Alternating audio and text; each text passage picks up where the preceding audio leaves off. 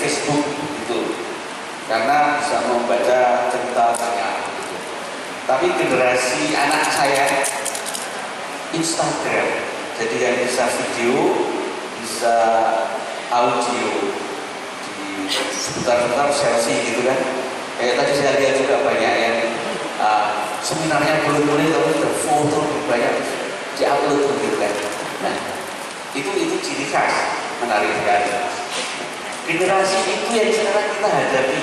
CU itu menghadapi orang-orang baru seperti itu. Apa yang nanti kemudian bisa atau harus dilakukan? Nah, hal ini kemudian diperparah lagi. Kalau berbicara secara lebih spesifik, generasi muda, generasi milenial dikaitkan dengan isu-isu finansial, isu-isu keuangan. Ini hasil penelitian di Amerika Serikat ya, tidak terlalu baru, penelitian tahun 2015, tapi menurut saya bisa memberi gambaran yang mungkin di Indonesia juga akan segera terjadi.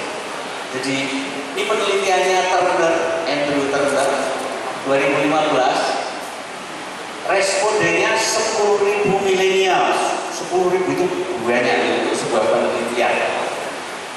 Nah, banyak hal menarik yang ditemukan. Misalnya 30% dari 10.000 tadi, jadi kira-kira 33.300-an itu yakin bahwa di masa depan tanpa bank itu saya bisa hidup. Itu pendapat mereka, bukan pendapat saya. Kemudian 50%-nya separuh mengatakan bahwa mereka bisa mengandalkan lembaga-lembaga startup untuk menggantikan peran bank seperti tadi. Jadi ada GoPay, kemudian ada PayPal, mungkin pernah dengar, atau banyak sekali jenisnya yang macam-macam itu. Ini separuh dari mereka. Kemudian ini lebih gila lagi, 75%, 2/3 menyatakan bahwa mereka lebih menyukai layanan keuangan yang disediakan oleh ini Google, Amazon, Apple, PayPal dan sebagainya. Itu di Amerika ya.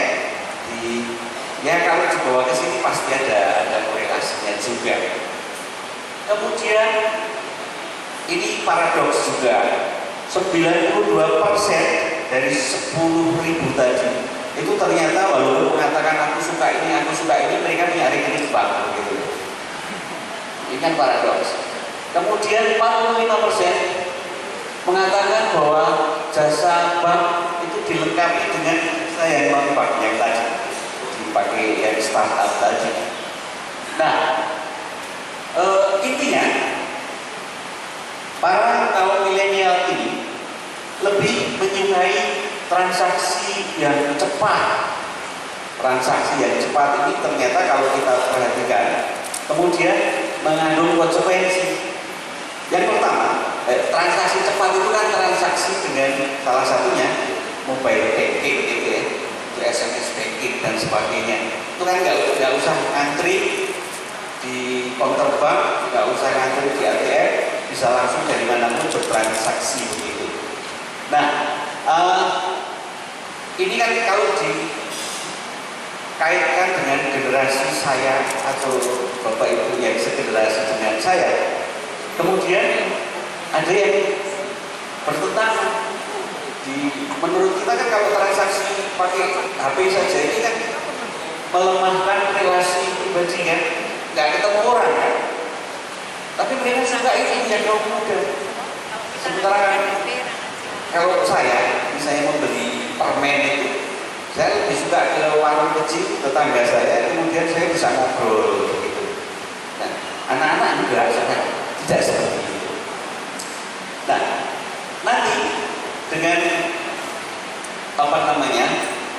transaksi yang cepat ini juga dimungkinkan orang itu lebih kenal produk keuangannya itu dari fungsinya, bukan dari siapa lembaga yang menyediakan. Nah, artinya apa? Artinya kalau dikaitkan dengan CU bisa nggak nanti mempertahankan diri tetap dikenal oleh anak-anak muda. Coba sekarang kalau di Kalimantan jelas, saya sangat terkesan kalau di kotanya Pak Munadus ini, CU itu ibaratnya kalau di Jogja itu seperti bank, di setiap lorong pasti ada. Nah, kalau di Jogja bank, saya nggak tahu di sini kira-kira bagaimana. Kalau di Pontianak itu kita berjalan sedikit temu CU, demikian juga di NTT. Nah, kira-kira apakah ke depan itu juga masih akan terjadi?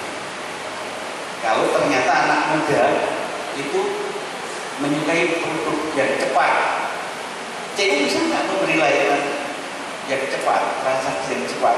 Di Kalimantan ada, di kita masing-masing coba. Boro-boro cepat, ATM-nya belum ada, gitu kan? Kalau beberapa CU saya tahu persis sudah bisa ada aplikasi sehingga anggota bisa tahu posisi saldonya begitu. Tetapi masih lebih banyak CU yang kalau pengen tahu saldonya ya harus ke kantor kemudian dilihat bukunya, catatannya. Nah ini kan bahaya, artinya tidak kompatibel, tidak cocok dengan yang diharapkan oleh anak-anak muda. Hal lain sekarang, tadi masalah orangnya ya. Jadi anak muda yang akan dihadapi CU ke depan itu mempunyai tabiat yang berbeda dengan kita, mempunyai karakteristik yang berbeda. Nah sekarang kita lihat dari teknologinya. Jadi sekarang ini kalau Anda membaca koran atau mendengarkan berita di TV, hampir setiap hari ada istilah revolusi industri 4.0 saat ini. Maksudnya apa? Kita lihat, revolusi industri 4.0 itu bukan datang tiba-tiba. Ada 4 berarti ada angka sebelumnya. Kita lihat, yang pertama generasi 1, revolusi industri generasi pertama itu terjadi akhir abad 18. Abad 18 itu berarti tahun berapa? 17 sekian ya. Nah, saat itu ditemukan mesin uap. Apa dampak ditemukannya mesin uap? Tenaga kerja manusia dan hewan mulai tergusur, digantikan oleh tenaga mesin. Nah, di satu sisi manusia kehilangan kesempatan kerja, tetapi di sisi yang lain produktivitas menjadi berlipat ganda karena mesin itu nggak ada lelahnya, gitu kan? Kalau manusia atau hewan kan ada lelahnya. Nah ini generasi yang pertama. Kalau Anda renungkan sedikit, ini terjadi perubahan yang luar biasa. Manusia digantikan mesin saat itu. Kemudian generasi kedua, awal abad 20, listrik ditemukan, mesin, mobil, dan sebagainya. Nah, penemuan-penemuan ini kemudian memulai dilakukannya produksi massal berdasarkan pembagian kerja. Jadi mulai ada istilah spesialisasi kerja. Jadi misalnya dalam produk garment, membuat baju, ada yang tukang potong, ada yang tukang jahit, ada yang tukang masang kancing baju, ada yang tukang melipat dan sebagainya. Itu mulai terjadi di awal abad 20. Akibatnya apa? Kalau kita renungkan sedikit, orang-orang yang bekerja di dalam industri itu kemudian hanya menguasai sebagian dari keahlian. Kalau dulu orang itu misalnya menjahit baju gitu ya, itu kan bisa memotong, bisa menjahit, bisa melipat gitu kan. Nah, orang-orang yang bekerja di industri garment tidak. Jadi mereka hanya menguasai satu bidang pekerjaan saja. Itu yang menjadi ciri dari revolusi industri generasi 2. Revolusi industri generasi 3 awal tahun 70-an ditandai apa? Ditemukannya komputer, mobilisasi informasi, data, teknologi, internet. telekomunikasi. Dampaknya apa ke kita? Dampaknya mulai digunakan elektronika dan teknologi informasi untuk otomatisasi produksi. Bapak Ibu, kalau melihat di film-film itu, perakit mobil itu sekarang kan mayoritas dikerjakan oleh robot. Jadi yang masang pintu itu mesin, yang nyekrop itu juga mesin, yang ngecat juga mesin. Itu semua bekerja sendiri, manusianya yang mengawasi dari jauh begitu. Nah, itu kan luar biasa lagi, memperparah dampak dari revolusi industri generasi 1 yang tadi. Nah, saat ini, sekarang ini kita sedang mengalami revolusi industri generasi 4, konvergensi benda fisik dan internet. Coba diingat, siapa yang tidak menggunakan Google Map? Mayoritas pakai mestinya, apalagi yang tinggal di kota. Menghindari kemacetan, kita menggunakan Google Map. Kemarin saya dijemput Mas Jimmy dari Surabaya ke sini juga pakai Google Map, lancar satu. Kemudian mungkin Google Drive, pernah dengar enggak? Dulu kalau saya menyimpan data, saya harus punya hard disk di komputer ya. Sekarang atau setelah itu kemudian yang lebih portable, itu kan flash disk gitu kan, yang kecil bisa dibawa kemana-mana. Sekarang saya nggak perlu itu semua. Saya nggak perlu hard disk, saya nggak perlu flash disk, saya nggak perlu disket. Ada Google Drive. Jadi saya bisa menyimpan file-file saya di awan sana, di cloud. Jadi saya bisa membaca data saya, buka data saya di seluruh dunia sepanjang ada sambungan internet. Kan luar biasa. Kemudian fintech, financial technology yang tadi teknologi tentang keuangan yang mempermudah kita, banyak sekali jenisnya, baik yang investasi maupun yang bukan investasi. Nanti kita akan lihat itu. Kemudian smartphone, semua telepon Anda kan sekarang telepon pintar. Di telepon pintar, kalau kemudian di dalamnya Anda install software macam-macam, maka akan sangat bisa membantu Anda. Misalnya, kalau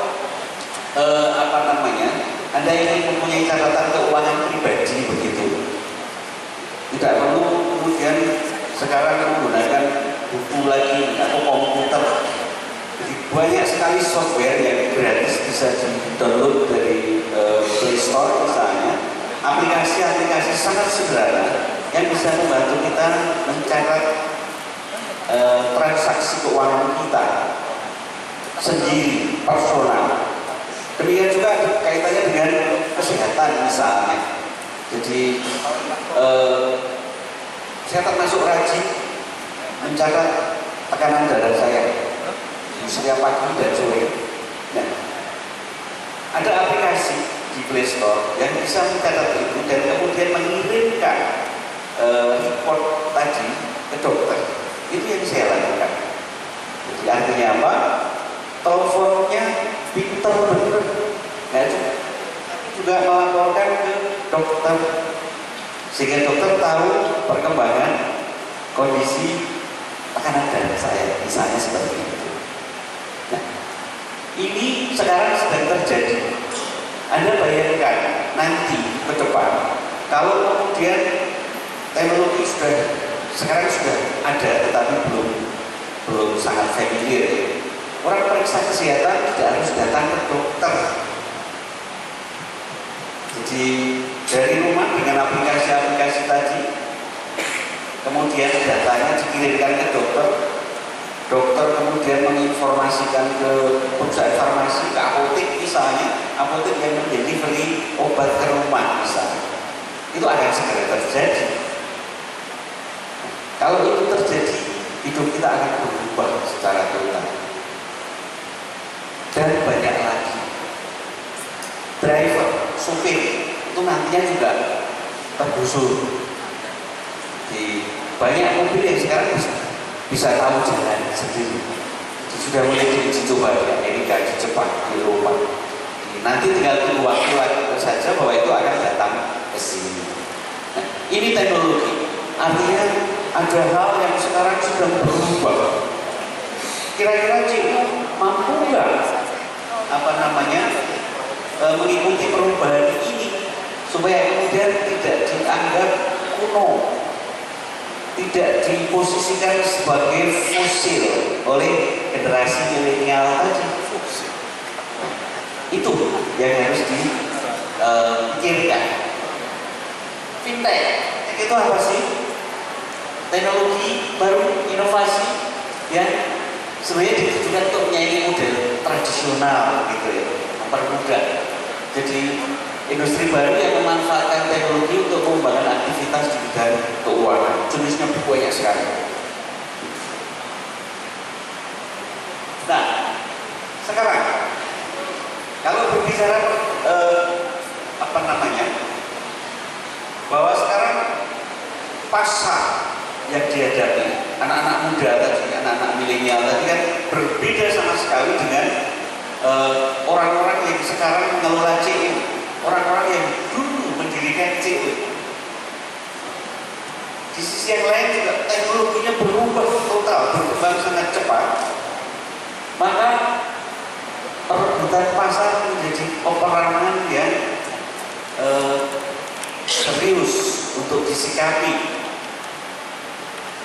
Jujur saja, CU jujur saja tidak cukup. Harus cepat, harus teliti, gitu ya. Mari kita lihat ada 3 hal. Ini saya catat dari diskusi bersama teman-teman primer. Dalam konteks antar generasi persaingan pasar, ini ada fakta-fakta yang menarik bahwa generasi muda itu butuh kecepatan dan efektivitas tanpa mengurangi kualitas. Di sisi yang lain, generasi yang tua itu membutuhkan kematangan berpikir, kedalaman produk dan pertemuan fisik. 2 hal yang tidak nyambung yang dihadapi CU sekarang. Karena apa? Karena pengelola CU-nya, pengurus, pengawas, manajemen itu masih banyak yang sepuh-sepuh. Sementara pasarnya anak muda. Ini masalah yang pertama. Kalau mau memenangkan persaingan itu harus diperhatikan. Ini yang kedua, dalam perspektif antar lembaga. Ini kaitannya dengan fintech juga. Jadi selain lembaga keuangan mikro termasuk kredit union, lembaga keuangan yang lebih established, yang lebih mapan adalah perbankan. Anda tahu perbankan itu sekarang bahkan sudah berpikir saya tidak harus mendirikan kantor cabang karena nasabah-nasabah saya itu bisa menjadi cabang dari bank saya, gitu kan? Jadi branchless bank istilahnya. Jadi kalau dalam kebijakan pemerintah itu yang disebut laku pandai itu ya. Jadi tidak perlu ada kantor cabang. Tapi orang bahkan kadang-kadang pemilik warung itu dia sekaligus kepanjangan tangan dari bank. CU gimana? Sekarang kan masih ada sistem TP di beberapa CU. Saya tahu ada kader. Tapi kader ini kadang-kadang posisinya kasihan gitu ya. Diberi uang transport aja masih dipertanyakan gitu. Padahal menurut saya harusnya kader-kader ini justru disiapkan supaya menjadi tadi laku pandai kalau di bank tadi. Kalau nggak gitu kita CU tidak akan bisa menang persaingan dengan bank. Itu. Kemudian yang kedua kebetulan tadi di mobil diskusi dengan Pak Munajis bahwa harus mulai berpikir bergeser dari interest base menjadi fee base. Jadi bank-bank semua punya rekening bank ya. Tingkat bunga simpanannya di sana berapa?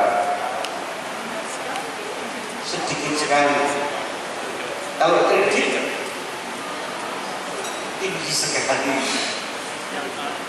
Nah, bank-bank sekarang lebih banyak menyediakan pelayanan-pelayanan yang nantinya bagi bank akan memberikan penghasilan. Penghasilan yang bukan karena kita menabung, mereka menjual kredit, tetapi karena layanan jasa. Jadi itu yang disebut fee base. Bank menyediakan layanan, kemudian atas penggunaan layanan tersebut bank mendapatkan upah begitu. Ke depan CU menurut saya juga mau tidak mau harus ke arah itu. Jadi karena kalau misalnya berbicara bersaing dari sisi tingkat suku bunga, seloyal apapun anggota CU, kalau misalnya kemudian ada kredit dengan tingkat bunga lebih rendah kayak KUR misalnya, kira-kira itu akan berdampak pada CU apa tidak? Sangat berdampak. Ada memang di beberapa tempat, Bantul misalnya, itu ada di sana KUR yang jerit karena kalah dengan CU. Penetrasi KUR-nya menjadi sangat rendah. Itu karena kehebatan CU di sana. Dan artinya apa? Kita kalau mau menang-menangan atau bersaing dalam hal tingkat bunga, kalahlah. Kita harus kreatif, berpikir yang alternatif. Kemudian yang ketiga, dalam perspektif komunikasi, ini juga menjadi masalah. Jadi generasi milenial itu bercakap melalui jejaring maya, tidak penting harus ketemu langsung. Sementara kalau kita termasuk yang pengelola CU itu kan menganggap bahwa perjumpaan ini lebih penting. Misalnya kalau saya mau tatap muka langsung dengan calon debitur, maka saya bisa lebih yakin dalam membuat keputusan kredit, gitu kan. Itu masih menjadi paradigma kita. Nah, sementara generasi muda sudah tidak seperti itu lagi. Kita harus pintar-pintar mencari alternatif gimana mengakomodasi kehendak kaum milenial ini. Gak usah sering-sering ketemu atau telepon aja misalnya. Kita kalau mau duduk pasti bermasalah di situ. Saya sangat bermasalah. Jadi sampai saat ini misalnya, saya kalau menerima telepon yang nomor saja tidak ada namanya, pasti tidak akan saya angkat. Jadi mohon maaf kalau misalnya saya tidak tahu namanya, pasti tidak saya angkat. Asumsi saya nanti nek penting rakyat SMS atau WA dulu baru. Kenapa? Saya sering ketipu. Yang telepon terus bank menawarkan kartu kredit, menawarkan ini dan sebagainya. Itu mindset saya. Sementara anak-anak muda sekarang tidak telepon diangkat. Itu menjadi budaya yang berbeda. Nah, kenapa kita masih merasa perlu untuk mempertahankan CU? Ada dua hal yang menurut saya bisa menjadi hal yang perlu kita promosikan ke depan. Kenapa CU layak untuk tetap kita perjuangkan, untuk dipertahankan? Yang pertama itu nilai CU, dan yang kedua nanti peran CU. Ada dua. Yang pertama, nilai CU, pengelolaan bersama dan tujuan sosial. Tadi sudah diuraikan Pak Munajus panjang lebar. Jadi CU hadir untuk membantu masyarakat, bukan mengejar keuntungan, melayani semua anggota dengan baik. CU merupakan sebuah gerakan. Ini yang tidak dimiliki oleh lembaga keuangan yang lain. Sehingga kalau ini kita pertahankan, kita perkuat, kita promosikan ke depan, ini bisa menjadi peluang bagi kita untuk memenangkan persaingan. Karena yang lain nggak punya kayak begini. Ini yang pertama. Yang kedua, lebih hebat lagi. Peran kredit union. Ini hasil studi saya, studi literatur maupun studi lapangan, mewawancarai sekian ratus orang, melihat sekian puluh CU, praktek CU, dan dari sana saya bisa menyimpulkan bahwa sebenarnya karya CU itu tidak terbatas pada masalah intermediasi keuangan, bukan hanya masalah sifat dan pinjam, tapi ada 4 kategori peran CU. Yang pertama itu intermediasi keuangan, ini yang sudah sangat umum. Kemudian 3 yang lain ini yang ada tetapi kadang kurang diperhatikan. Yang kedua adalah intermediasi sosial, yang ketiga itu jasa pengembangan usaha, dan yang keempat jasa sosial. Ini saling berkaitan. Selama ini kan yang sangat kentara itu peran dalam hal intermediasi keuangan. Jadi menghubungkan, menggabungkan antara orang yang kelebihan uang dan membutuhkan uang, seperti bank saja dalam tanda petik. Nah, padahal ada 3 peran yang lain yang juga sangat khas CU dan sangat kentara. Kita lihat satu-satu.